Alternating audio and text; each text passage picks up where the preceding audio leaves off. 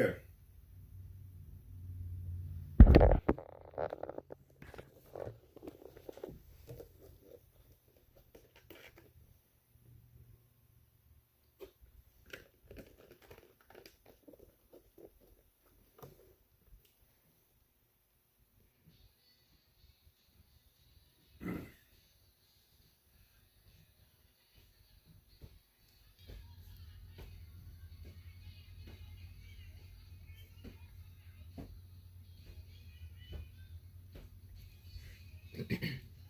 All right, God bless you. Welcome inside of the Bishop Show. I'm your host, Bishop Jeffrey Lee Melvin. So glad you decided to tune with us on this beautiful, wonderfully beautiful day. I'm glad you're here. Don't go anywhere. We got some great stuff coming up today that you need to hear. Listen, we can jump, we can shout, we can pray. We can actually get up in our watchtower. But after we see something coming on the land, we have an obligation to warn the people. So today, we're going to talk some real serious talk with a very special guest right after this here on The Bishop Show.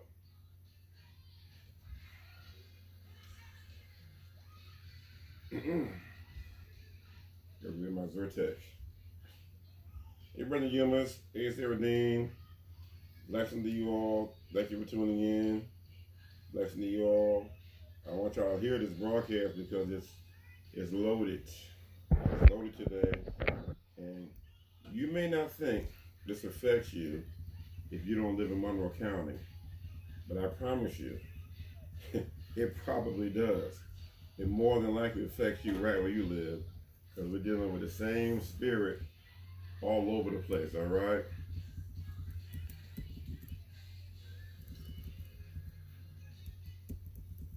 Bless you. Welcome back inside of the Bishop Show. Your host here, Bishop Jeffrey Lee Melvin. Glad to have you with us. Listen, I give God praise for this wonderful day. Thank God that we're in the, how's it go? The home of the free, land of the brave, home of the free. I'm glad to be an American. I really am. I'm glad to be an American. It takes Dr. Claude Oliver to talk about it. We're native blacks. We're native blacks. We've been here since the 1600s. We go all the way back to 1613. And we've been called some of everything from Negro, and then the lesser term of Negro. We've been called colored. We've been called brown. We've been called African Americans. We've been called straight up Africans. We've been called blacks. But I like what Doctor said. He said, we're native blacks, native to America, native blacks. And we have a real situation going on in the Rochester area, Monroe County, Rochester area. Real situation that was we tried to handle it in the back room, I guess they did, and it's just come. It's at the boiling point right now. It's come to fore, and we're gonna just drag it out in the open before the people. You know, isn't that what the Constitution says? We the people. So we the people are gonna drag them people out in the open, and let's deal with this in front of the people.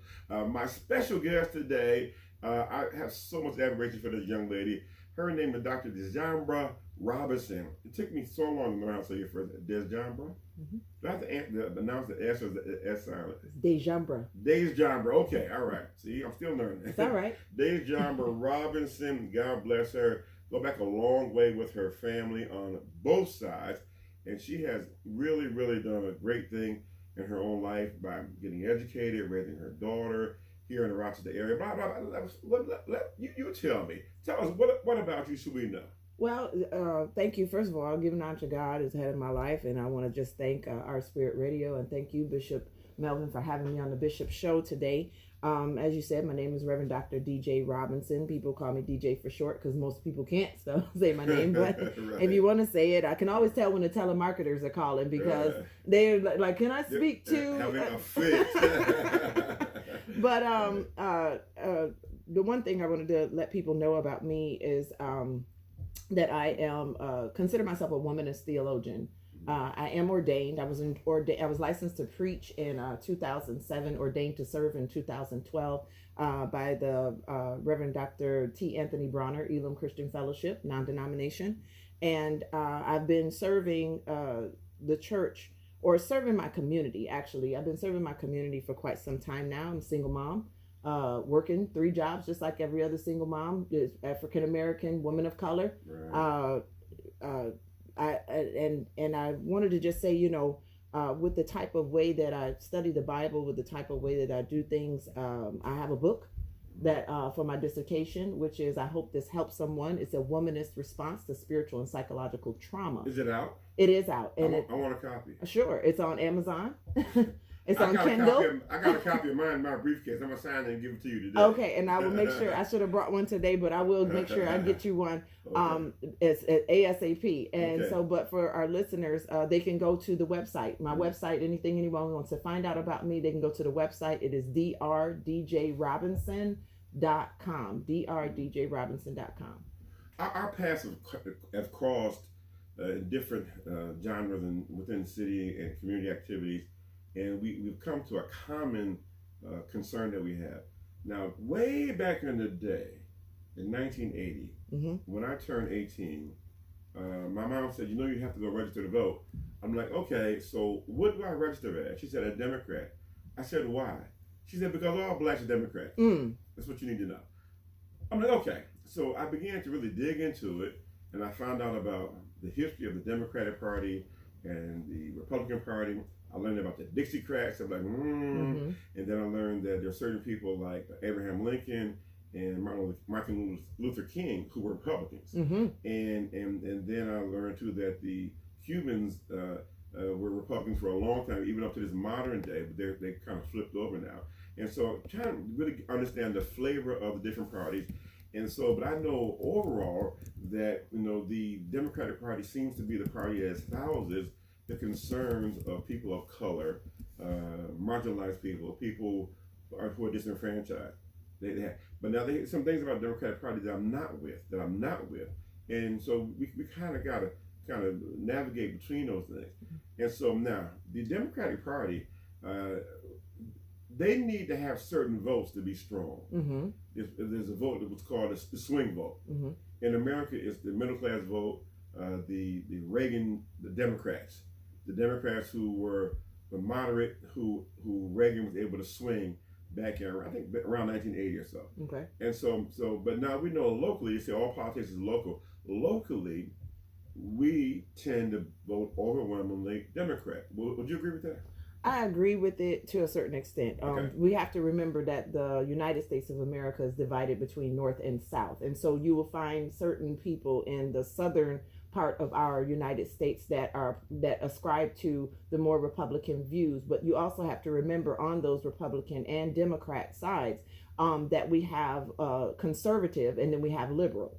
And both parties have each different type of group. So it almost branches out again, from Republican. Okay, you have Republican liberals, you have Republican conservatives. And then you have, it starts to form out to the very big extremes. I think northern, and I can only speak for Western New York, the majority of the people who are of African American descent have been taught over generations to vote Democratic. Like I was. Right.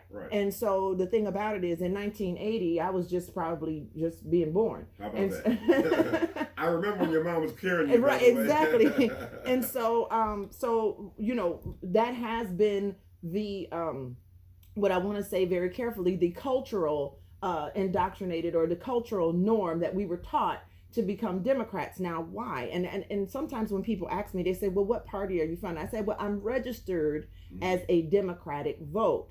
However, there's a difference between my biblical theology and my political philosophy. What's that? Right? And so there are certain things that I do ascribe to that the Republican Party does represent. So I consider myself sometimes in conversation, just to not rock the boat, a Republicrat. And so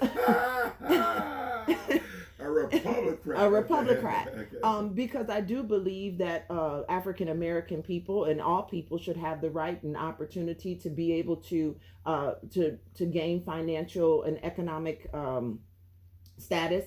There are certain things in a capitalistic society. Exactly. And there are certain things that democratic, and I don't want to say democracy, because we have to remember that these are two different words. Things. And so the democratic, some things that democratics parties ascribe to, or at least has been the cultural norm, or at least the advertised norm, as far as dependency on certain subsidies, dependency on certain things to keep people marginalized. I don't agree with. Is that good or bad? That's a bad thing for me. Okay. That's a bad thing. As a woman of color who has had to, use the system or use the subsidies for this system, I realize that, the majority, and I can only speak again from a woman of color in this particular county, in this particular city, right. Having all of the educational background that I do, I still have to work 3 or 4 jobs to be able to provide for my family, okay. Because I am a single mother. Mm-hmm. Because when I was raising my daughter, in order for the African American male, if he was in the home, I was not eligible for the subsidies that would help me get through. Right. And then also these subsidies limit how much income you can actually make to be able to receive any type of benefit. So that's an issue. Mm-hmm. That's an issue. That goes along the line of being a socialist. Dr. Douglas Thomas, he is the chairman of the African American Studies department at Brockport. Mm-hmm. He and I have these discussions about socialism versus capitalism, mm-hmm. and we kind of go back and forth with it. And I'm like, Doc, you seem to lean socialist. I seem to lean capitalist, but I want to be devoid of racism. Mm-hmm. I don't think capitalism needs to be just wrought with racism. And I think that if you work hard, you ought to earn your worth. Exactly. And I think that if people need a hand up, give them a hand up. Don't cripple them and don't make them dependent on the system. Exactly. So then we have generations of people who are generationally tied to social services and whatever. Mm-hmm. What do they call it? What do Republicans call it? What kind of programs are those? The handout program. I don't know. They call them subsidies. Yeah, but they have like something. Yeah, it's a subsidy program. Yeah. They got it's like going to the trough. They have all kind of different terms for it. Mm-hmm. But so I agree with you on those regards. Yeah. Right. So basically, what's end up happening is that we someone found that out, and I'm very careful about my words. Someone found that out that if they all register Democrat, we can win the black vote. We can get that swing vote. We can get if we can get into their mindset, get into their psyche. If we can offer more subsidies, if we can offer more, I call them crutches, right? If we can offer more crutches, if we can keep them dependent on the system, they'll be satisfied. And it's almost like a pacifier that you give to a baby. Mm-hmm. There's no real food, no nutrition that comes from it, no milk that comes from it. You're just sucking and pacifying yourself and not getting anything from that. Right. So I think it's one thing to say, and once again, I want to make sure that we understand that with democracy is our right as United States citizens to be able to participate in an election. Right. The Democratic Party is one thing. The Republican Party is something totally separate. And I like Governor Cuomo when he says, let's make sure we don't blur the lines. Let's make sure we keep the issues that are separated. Right. And so I believe that the democracy of this United States of America has been manipulated over the years. Mm-hmm. And we really need to recognize that manipulation and begin to get our power back. Right. I think the term is entitlement programs. That's what they call them, entitlement programs. And I got offended when I heard someone mentioning, someone calling social, like the retirement, mm-hmm. not Social Security. Yeah, Social Security. Social Security is not an entitlement program; it's more of an insurance program that people paid into. They paid into that, so they're drawing out from the program. It's not an entitlement. They think entitlement is it's something that you get that you did not earn. And so with all of that, we have as a people, as a culture, we've kind of wholeheartedly given into we are the Democratic Party. We're Democrat. And so and the Democrats, when they win primarily because of the swing vote, which is the African American vote. Mm-hmm. Would you agree with that? I'll say that I don't have the numbers or the statistics in front of me, but I will say culturally and socially speaking that often enough, there when we have these candidates that come to our pulpits, because I can also speak as a pastor, when we have these candidates that come to our pulpit, to try to let us know that they're running for election, or they need our votes, and we endorse these things. Well, remember, they're coming to the places of the Black church, where it's African American predominantly saturated. They're also coming to a place where the majority of the marginalized people actually live. Right. So we have to be very careful about understanding the numbers and why they are coming to us. Mm-hmm. So with that statement made, why are you coming to us? Well, it's because we can swing the vote. Yeah, they're not coming just to be gregarious, to be cute friendly, and be nice, right. Because we don't see we you. We want to have fellowship. No, we don't see you for the other 11 months. Right. And so in most cases. Yeah. In most cases. Now, here's where we need to wake up socially and culturally speaking. And I speak not just as someone who is talking about this, because we're going to get to this topic in a moment, but where we need to wake up is the level of accountability. And I'm not saying just for a particular party, but I'm saying the level of accountability as it pertains to democracy in general.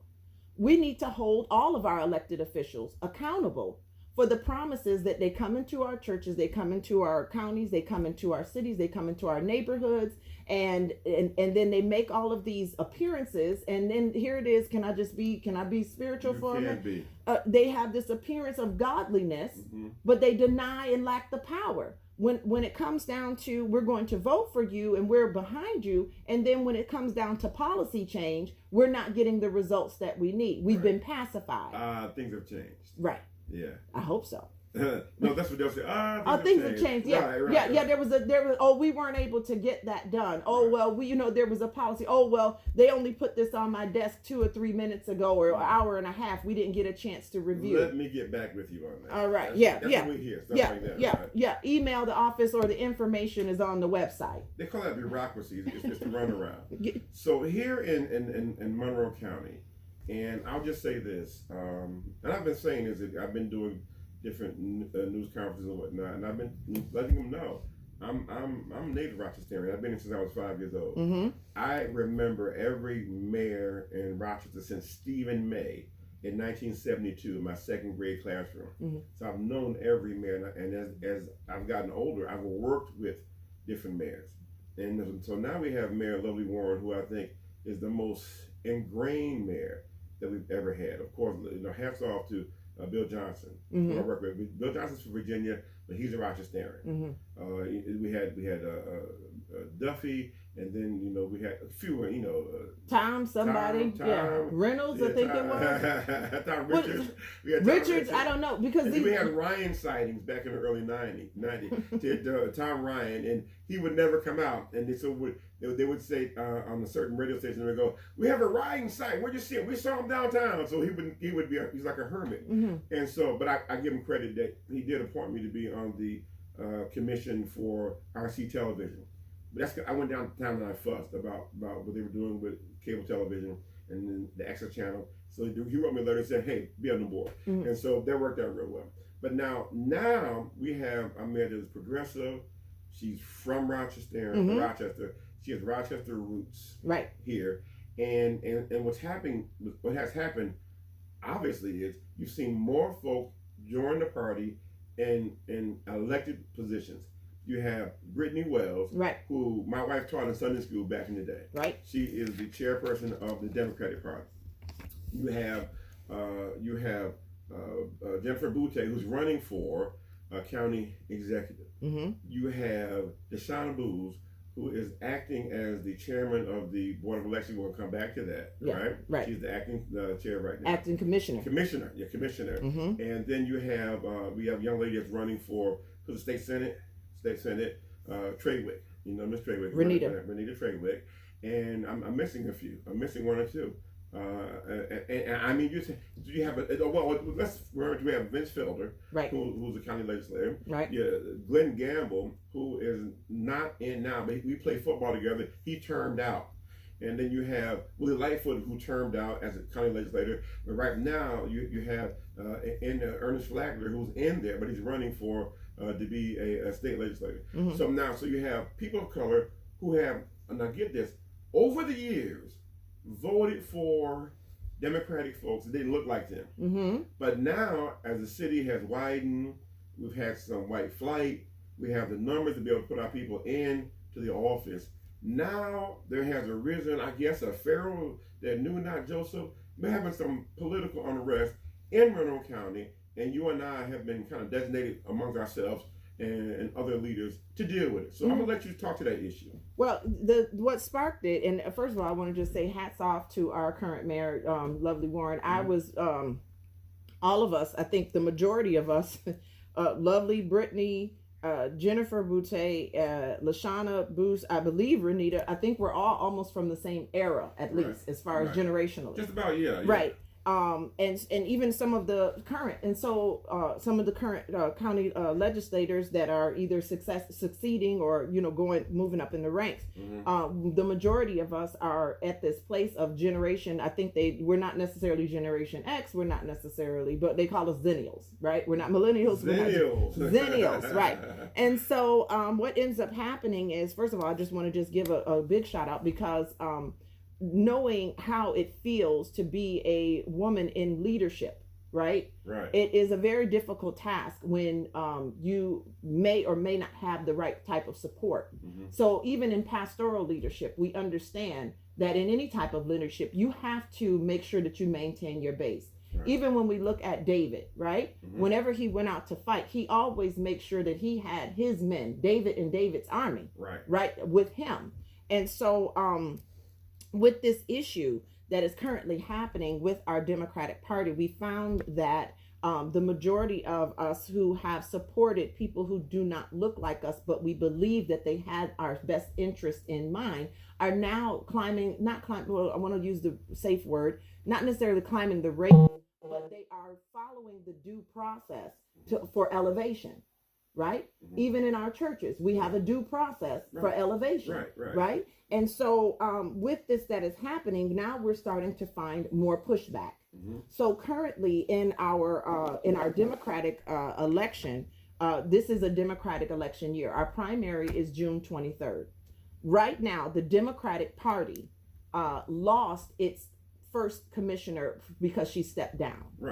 So normally, even let's just put it in church. Historically, yeah. Whoever the deputy is, would normally succeed to the position to step up. Just like if your pastor or something steps down, the assistant pastor will. Most of the time they will. Most of the time they'll step up. Exactly. And so what happens is we're calling on some accountability for the Democratic Party as a whole, to be able to have us functioning at 100%. Now, anybody who knows that anytime you are in a leadership position and you do not have the proper support undergirding you, that it becomes a more difficult task. Let's look at Moses in the wilderness. Everyone was coming to Moses for their advice. Everyone was coming to Moses for counsel. Everyone was coming to Moses for whatever they needed. And Moses' father-in-law, Jethro, said, you need to delegate some of this authority around. 3 million problems. Exactly. And so this is some of the situation that I'd like to liken to the situation that's currently happening at our Board of Elections, the Democratic Board of Elections. What actually is happening is that we only have one person who is acting as both deputy commissioner and commissioner. Acting commissioner. So you're doing she's doing 2 jobs. She's doing 2 jobs. Okay. The issue is not the issue primarily is that we as the Democratic Party need to be running at 100%. We're not.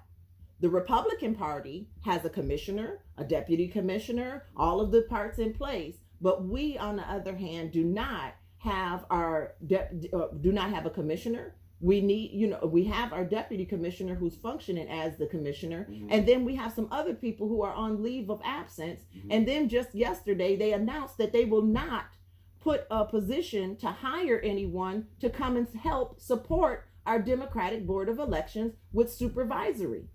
Now, let me understand this. These are not the Republicans who are putting this heavy load on the people. These are people in our own Democratic Party. Well, the thing about it is, yes, because and I can't say that it is the Republicans at this point, because what is happening is they would like for us to vote on who should be the commissioner. So we just got something, I guess it went to the court system, and they got a verdict back from a judge who is, I believe is a Republican judge. I'm not really sure which word he ascribes to. But basically what ended up happening was they got this verdict from the judge, and the ruling is unrealistic. So mind you, there are 1,700 people, or over 1,600. Let's just have a safe number. Right. Over 1,600 people who are on our legislative body of the Democratic Committee. So this is almost like a mega church. Right. Let's just put it in church terms for our spirit, right? So this is like a mega church that is happening right now. And so what ends up happening is, rather than having the representatives, do you remember how in the Old Testament, how the Bible said that each tribe would elect someone to be able to come to God or to whoever and cast their lots? Right. They're saying, no, we want the whole nation or the whole church to vote. And we want it done they've already missed the deadline. Right. So we want to do that. And so they've dragged this process out so that we could not get someone in so that we could be functioning at 100%. Now, mind you, today this is the beginning of June. Right. The primary election is June 23rd. Right. So they've dragged this out since this woman, whoever the commissioner was, stepped down. Let's not even get into names and all that other kind of stuff. The commissioner stepped down. A vacancy was created. According to the election law, we had to fill that seat within 45 days of the vacancy. Right. That did not happen. And so they dragged this thing out so that now, 3 weeks before the primary election, we are still running at 50%. Now the judge says, well, we want everyone to vote. We're going to go ahead and let everyone vote. And do a drive-by. A drive-through vote. How realistic is that for people who have been supporting these candidates who are marginalized, that you come into our cities, you come into our pulpits to try to rally up votes, and our votes matter. Right. But now you don't want them to matter. And you have senior citizens who may not even drive, who have to get in the car. Exactly. Have to get in the car, get somebody to come pick them up, and drive in and put a vote in. When the rules clearly stated, you have 45 days, or it goes back to the commissioner, Brittany. Right. Exactly. Brittany Wells. Right. And then it goes to the legislator, and they'll vote on it. Right. Realizing, it seems to me they know that they didn't have to vote in the legislature. So let's muddy the water. So that faction. Let's blur the line. Yeah. So that faction of the Democratic Party took its own party to court, and it just so happened. Let's drag it all out. It just so happens that party, they're the white section of the party, and they're dragging the black section of the party in the court. You're taking me to court? You're taking me to court. You're taking me to court, really? Right. Wait a minute, I helped get you elected. You're taking me to court. And now you turn around and take me to court. Against your own rule. We have a standing rule. It's a standing rule. It's right there. Matter of fact, I encourage anyone who has access to the internet. And this is the thing that they try to say. Well, all of the information is online. Well, here's the thing. I went online and I read it. Right. And what it says is that we were supposed to have done this months ago. But since they're now taking us, or have taken this issue to court, and now they've had a judge to rule on it, now the problem is, how realistic is this to really actually get done? So are you trying to suppress the vote of the people? Are you trying to suppress the vote of what is due process? So first of all, you usurped authority over our elected Brittany Wells, right? Who is the chairman over this legislative board. All of the 16. And they bypassed her and some of the other black legislators to try to get this ease passed, in a backroom deal. Right. Now, I understand. Yeah. Well, the thing about it is, I'm also, I'm also a reverend. That's first. First of all, I'm a woman of color first. Okay. I love the Lord. I'm a woman of God first. Next, because of my, like I said, we have our biblical theology, but we also have a political philosophy. And so that should encourage more people who are in the pulpits to be able to get and participate. So I'm also a member of the 25th Legislative District Committee of Democrats. Okay. So here's the thing. I didn't know anything about this. Why wasn't I briefed? Mm-hmm.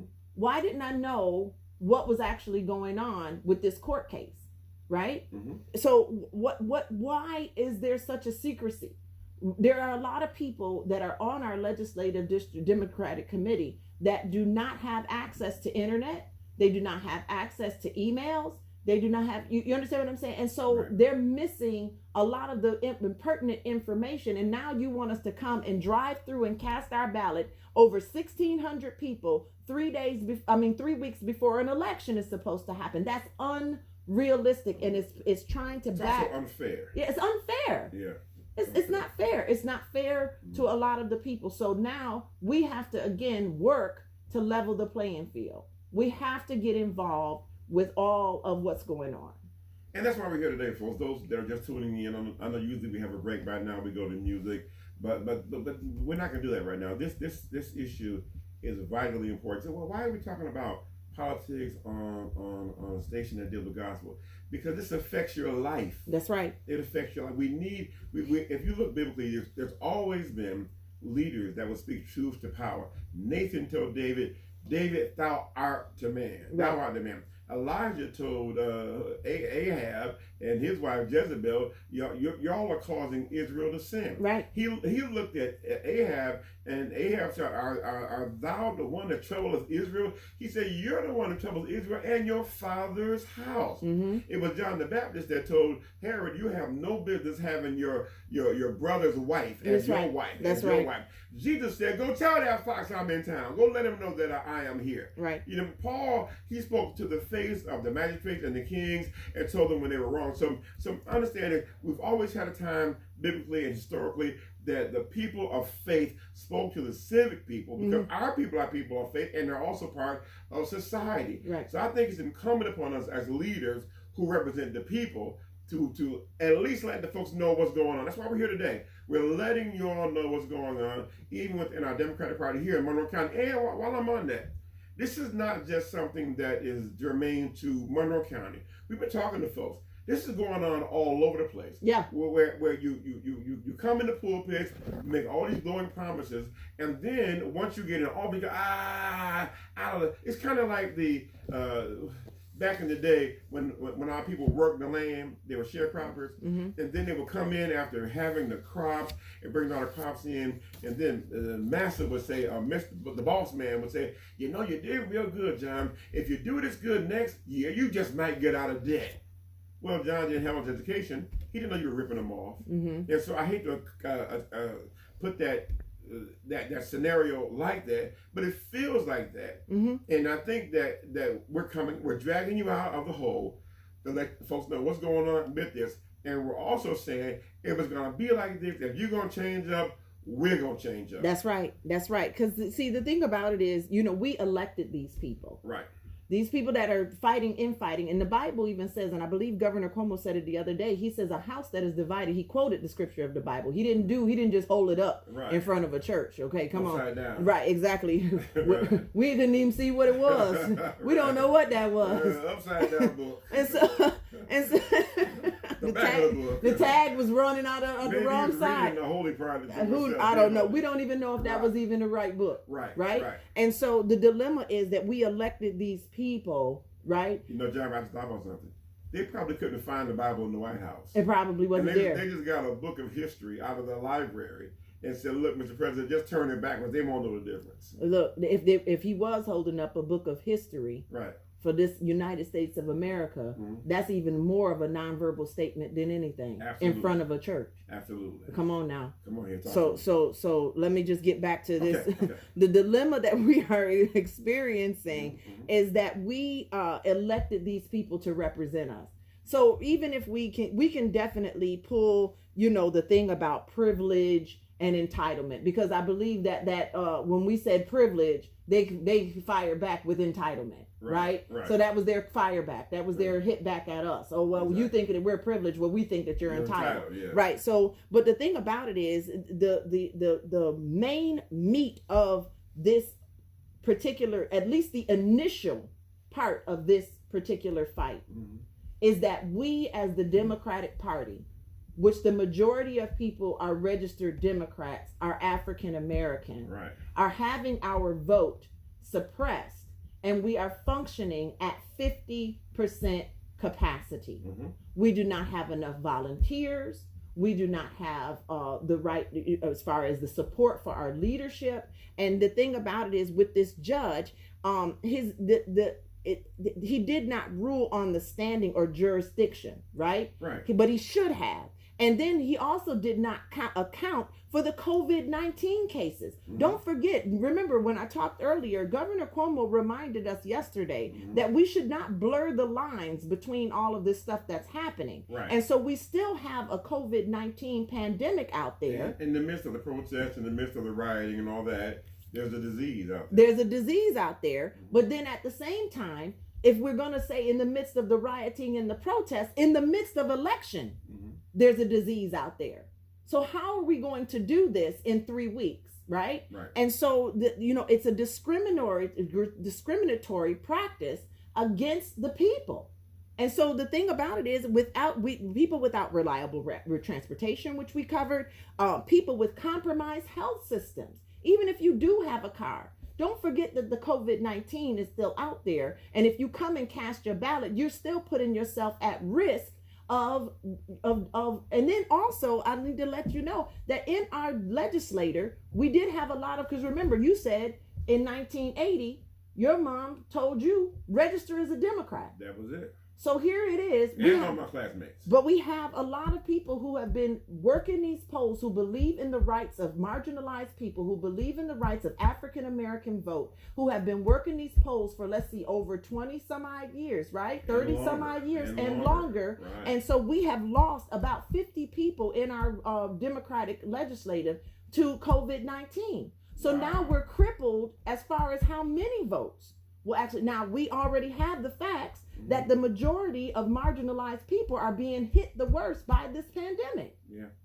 I was listening this morning, Dr. Robinson, and for those that are just tuning in, I'm having a very heated and passionate discussion with Dr. DJ Robinson. She's a local clergy person here in the Rochester area, and great history. Matter of fact, her grandfather was my preacher. Amen. Oh my goodness. The Bishop Julian R. Cox. Not only was he my preacher, he chased me back to class at Monroe. Yeah. I also worked in the school districts too, so I follow in those footsteps. Yeah. and so just a great history. I mean, everybody knows that her mom, Debbie Cox, is a great musician in the Rochester area. I worked with her dad back in the day at the state, so I understand where she comes from. And so, but we're dealing with this impassioned situations going on with the Democratic Party, whereas fine, we're the swing vote. Black folks are the swing vote. You're coming to the churches because you need that swing vote in order for you to win the general election. Right. But then you do things behind the doors that cripple our candidates. Right. And what we're saying is that not just what's going on with the Shiner Booths. That's one situation. Right. But I think overall, we're just overall we're sick of this. Overall, overall, our vote is being suppressed. And the thing about it is, we're playing by the rules. We're out there. We're campaigning. We're hitting the roads. We're getting the signatures. We're doing everything that we're supposed to do. And what's ended up happening is now they're changing the rules. So what we definitely need to do is we need to make sure that that we are resolving this issue about politics. We're resolving this issue that that this Democratic Board of Elections, by the elected officials, the people that we elected, and let's not even look at. I don't want to be too biased, right? Okay. Let's just look at the base bottom line fact. We elected you to do your job. Right. Do your job. Right. Exactly. Do your job. We elected you to do your job. And so right now, before we even get into even the infighting in the party, the Republican Board of Elections is functioning at 100%. Now, whatever their demographic, we can get into that, but whatever their demographic, they're functioning at 100%. Right. The Democratic Board of Elections And our demographic, which we've already identified as being predominantly African American, is functioning at 50%, which means even when we vote, it'll be a strain on the counting of the votes. It'll be a strain on making sure that every vote is counted. It'll be because we're not functioning at 100%. Tell me this, Doctor. Why is the primary so important in these elections? So when we think of hierarchy, right? Okay. When we think of hierarchy, there are certain things that are called weighted votes. And so what ended up happening in the last election, presidential election, was that, you know how you say you have a red state or a blue state? Right. Well, when we as the people elect people to represent us, remember I talked about the tribe leaders casting their lots. These are weighted votes in the presidential election. So if we do not vote for people who are going to represent us, then we will not have representation when it comes down to the primary election. Oh. Those weighted votes have to count for something. Okay. Those weighted votes are particular seats. So everyone that's voting in our legislative democratic election legislative does not have a weighted seat. There are only certain people who have weighted seats. So now that those seats are primarily filled with African Americans, there's a problem. Because all of a sudden there's a problem. Yeah. Because normally, right, the succession of our of deputy commissioner would go to the succession of commissioner. That hasn't happened. Normally, the weighted votes we wouldn't have a problem, right? But because there's pushback on this commissioner thing and how our board of elections is currently operating, then now there's a problem, and now we're going to a whole nother judge that believes in a whole nother party to tell us what we can and cannot do when the election law is right there on the internet. And isn't it true too, in Monroe County, because it's such a heavily Democratic county, if you win the primary, you're more than likely going to win the general election. Exactly, because a lot of times it comes uncontested. Now, here's the thing. They also have, did we notice that they have pushed back the dates? I found myself, normally we campaign during the summer months. Right. But this year, we were campaigning, and last year, we were campaigning during the winter months, during the February months to try to get those signatures and they changed the rules. So was the black contingency a part of this? Did they know about this, or was it something that went behind the doors and there were a smoke-filled room, 5 guys in a room? How did that happen? From what I understand, I can't speak to that because I don't have the statistics or the facts right in front of me. Okay. But from what I can understand, as being a part of the 25th Legislative District Committee of Democrats, you're part of all this process. I'm part of this process. That's why I'm ringing the alarm. Part of it is my duty to the people, and also and then as clergy, it's my duty to the church. Right. This is my what they call reasonable service. Right. But basically, what ended up happening, I'm not clear, and this is why we need to hold them accountable. We as the clergy need to ask why. Because what you're telling us on the internet, and I will quote it for you. Can I quote it for you? Absolutely. On the internet, it says, as far as the New York State election law of 2020, which is the new one, right? So they've probably changed some things from last year or the last one. Section 3.204.5 states that anytime a vacancy occurs in the office of any election commissioner, other than that by expiration of term of office, which means if their term didn't expire and they just quit or step down, which is what happened, such a vacancy shall be filled herein for the regular appointment of a commissioner, except that the person who fills a vacancy should hold such office during the remainder of the term of the commissioner in whose place he or she shall serve, right? And so the certificates of party recommendation to fill such a vacancy should be filed not later than 45 days after the creation of the rule. This is the rule. Right. This didn't happen. So as a clergy member and as a part of the Legislative District Committee of Democrats, I want to know why and who did this. Right. Why wasn't it important for you to follow your own rules, and then why do you think it was necessary to take part of the party who was on the party just saying, well, follow the rules? No, we're gonna take you to court. Right. We're telling them, okay, follow the rules. We had Brittany Wells, she followed the rules. Right. She had they interviewed for people to try to fill the vacancy or whatever within the 45 days. I guess they didn't fill it. I want to know why. Right. Why did this happen? So now the thing that we're calling on faith leaders to demand that a board of elections commissioner be appointed. Normally, here it is right here, that the deputy commissioner would succeed and the deputy commissioner would finish the term. Let's call the roll, and you're doing it right now, with action items. We've talked a lot about the process. We've talked about the history. We've talked about what we're facing. We're talking to primarily a church community. We are talking to a worldwide community. But I'm going to tell you something. If you're in America, this probably affects you. You don't even know it. Yeah. It probably affects you. All right. And so we're saying we want you to respect the black vote, respect the church vote. Don't just do us any kind of way. Exactly. So now in Monroe County, what things are you saying need to be action items? You mentioned one of them. So let's call a roll on that. Okay, so basically what we're doing is we are calling, I'm calling, and you were a part of this conversation as well. Right. We're calling on our faith and community leaders, not just faith leaders, but also faith and community leaders. And so we want this to go across the spectrum. We are not just, I don't want to just say that it's just Christian. Right? It's not just a Christian thing, because there are Islamic brothers and sisters who are also equally marginalized. Right. They have the same marginalization. Some of them that have come here from Somalia, some of them who have come here and they do not speak our language. They're having difficulty voting because they can't speak the language. There are some of our brown brothers and sisters who are Latino descent. We're calling on all faith and community leaders to hold our legislative accountable. I'm talking about these people that have come into our churches, that have come and graced our pulpits and asked us for permission to come and speak to our parishioners, right? And just let them know. We can't tell them who to vote for, right? But we just let them know that they're running, and just their presence alone says something nonverbal. We can say who we're endorsing. Right. I can say I'm endorsing Joe Blow. We're not gonna use the name Joe on this one.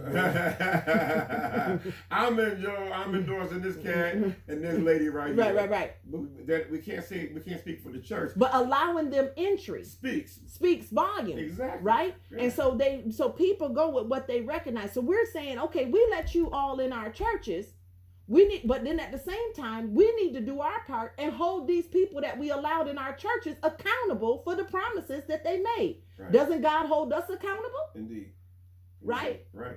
We hold God accountable to his promises toward us. Why aren't we holding our elected officials accountable? That's number one. Okay. We need to hold them accountable. We need to ask the question, why? The next thing we need to do is we need to educate ourselves and educate our parishioners. Right. We need to stop looking for the big grandiose and the big time in front of something and not even know what the heck we're talking about, right? Because we're looking at their rules.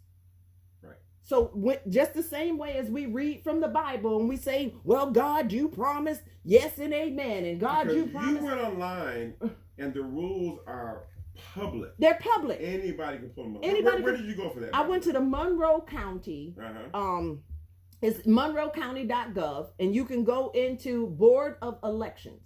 Right. Anything that has anything to do with the Board of Elections, it's right there. And I can actually, if they go to my website or if they go to Our Spirit, I'll see if it's okay. But if they can go to Our Spirit website, we can post the link for people to be educated. One thing that I do believe as a womanist theologian is that education is power. Just like on G.I. Joe when I was in the 80s, knowing is half the battle.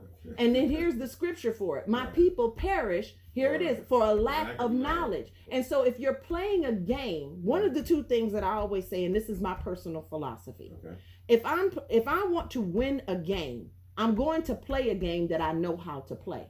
And you need to know the rules of engagement. Otherwise, I won't play the game. Right. So there's our options. You're hot or you're cold. Right. You either know the rules of the game and you play the game, or you don't play the game at all. And I'm saying something with that. I want to say, as an inside thing, I know you believe that. I know that firsthand.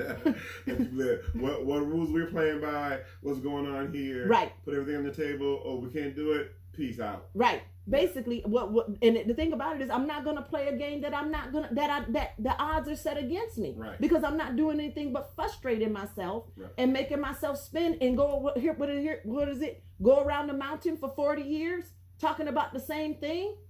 Come on. You can pass this mountain long enough. I think I just got my mojo. Get thee up and move thee northward. Like the late Bishop F.D. Washington said, seems like God got dizzy. You can pass this mountain long enough. We've come past this mountain long enough. Move northward. Right. Make some progress. Yeah. You got the rules right there in front of you. Right. So the next thing is we need, and I saw Obama, he said this, and I'll put it in a biblical term. He called for Joshua and Caleb to finish leading the people. We have to remember, we're waiting, and I'm saying this as a Zennial, right? The Bible says that you go to the elders because they know the way. They've lived through this. They have the wisdom. They have the experience.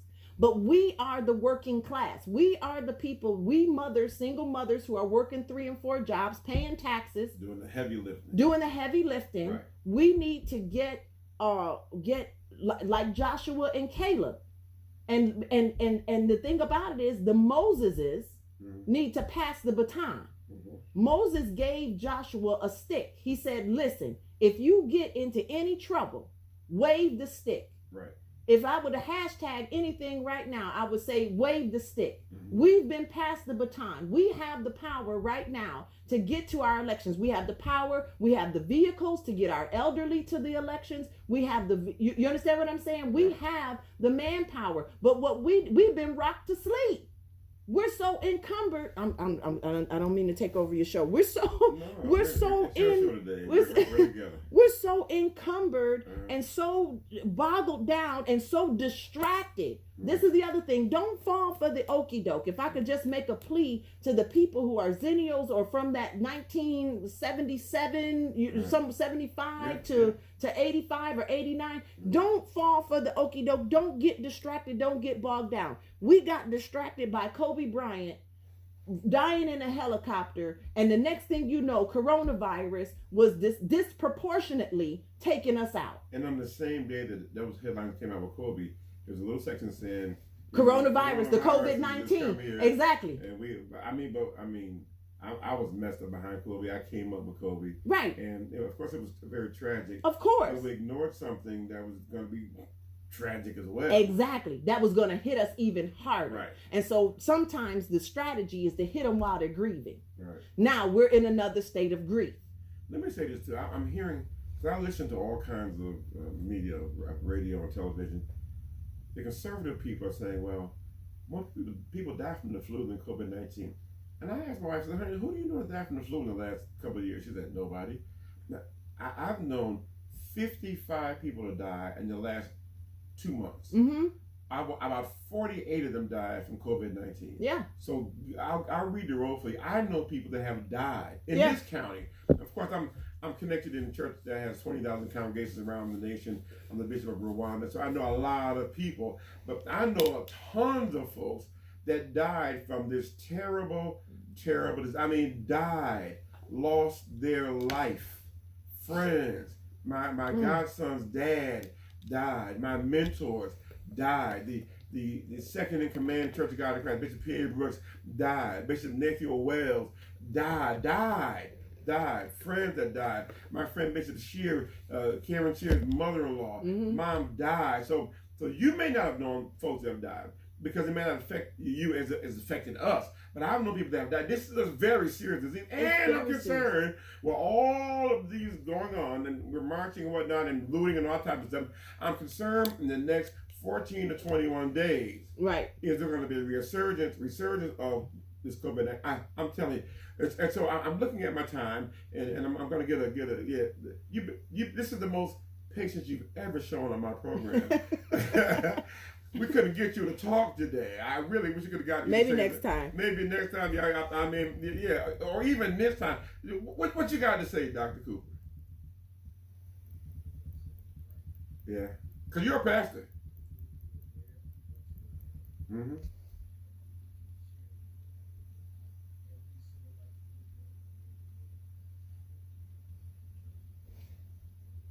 Right.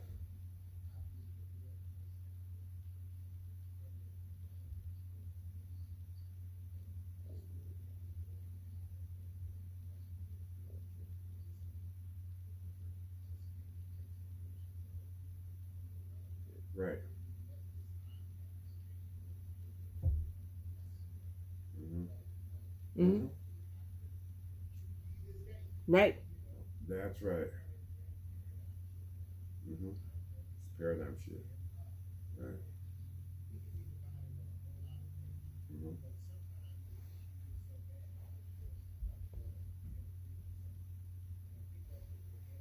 Mm-hmm. I believe that too. Mm-hmm.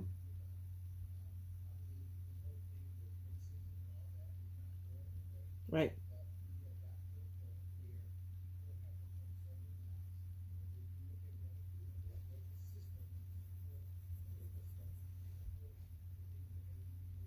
Mm-hmm. While the good man slept and the enemy came in. Mm-hmm. Right. Mm. That's sick. Right. Mm-hmm. That's right. Yeah. Yeah. Right.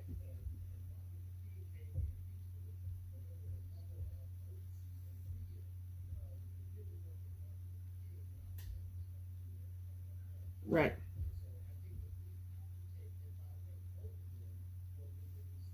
Yes. Exactly. Yes. King and X. Yes. Right. Right.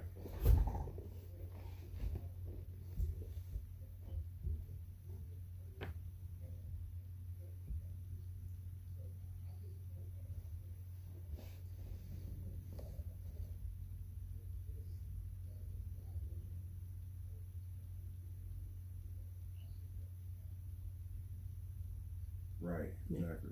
We Take this package to the polls. take Right. take it to the polls, and that's the thing. As Reverend Cooper said, they are using our own words from our leaders against us, and so what we need to do now is take it to the poll. They're using our rules. We're going to use their rules. Right. Here's the rules. The rule is cast your vote. Right. They have to be counted. So once again, the plea for our immediate county and also for those who are listening nationwide, if you believe, and this is, and I can only say, if you believe and you can see what is happening, the Bible even says, let the spirit, let the church hear what the Spirit of the Lord is saying to the church. Right. And if you want to take up this cause, we need you to volunteer. Oh, I got to get paid. Listen, everybody, COVID-19 put everybody on unemployment. Right. So and the shut-in list. And the shut-in list. Right.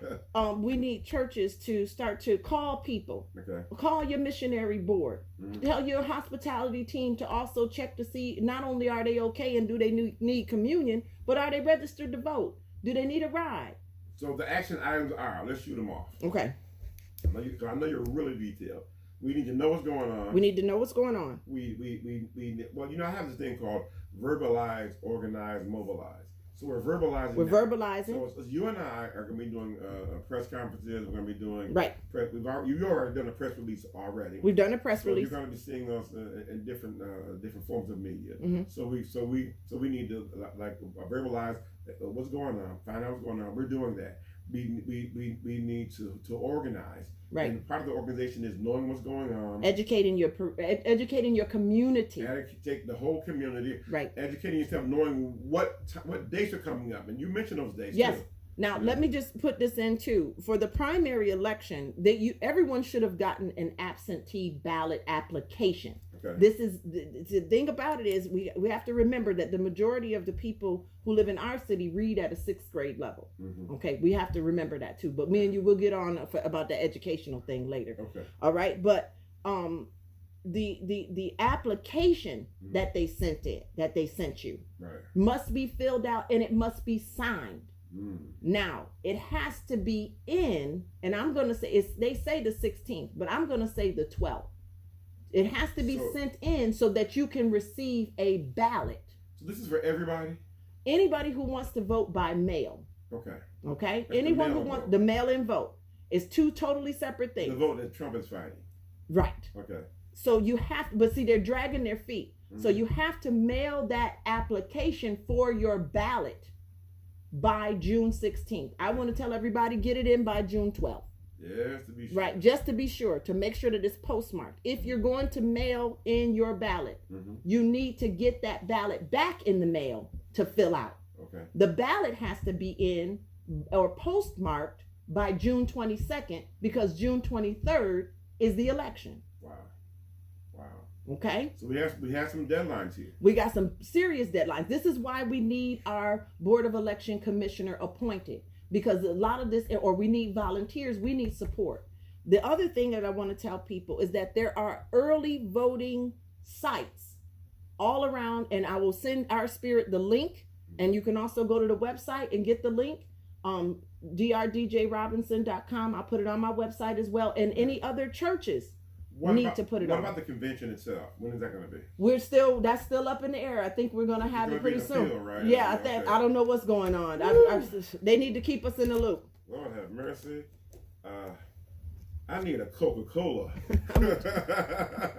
This has been a whirlwind, amen, but it's very important. It's critical, or else we wouldn't have taken the time to do. It's very, very important. All right, get to the polls, get educated, verbalize, organize, mobilize. That's right. Let's fight back. And by the way, our friends at the Democratic Party, we got to talk, all right? There's some stuff we need to know, and some stuff we need you to do, or else we're going to shut things down, and you're not going to be able to have the carte blanche that you've had in times past, in Jesus' name. So glad you decided to tune in with us. We love you so much. My guest, Dr. DJ Robinson, you've been awesome. God bless you, Bishop. Thank you. Until the next time that we meet, we want you to be encouraged.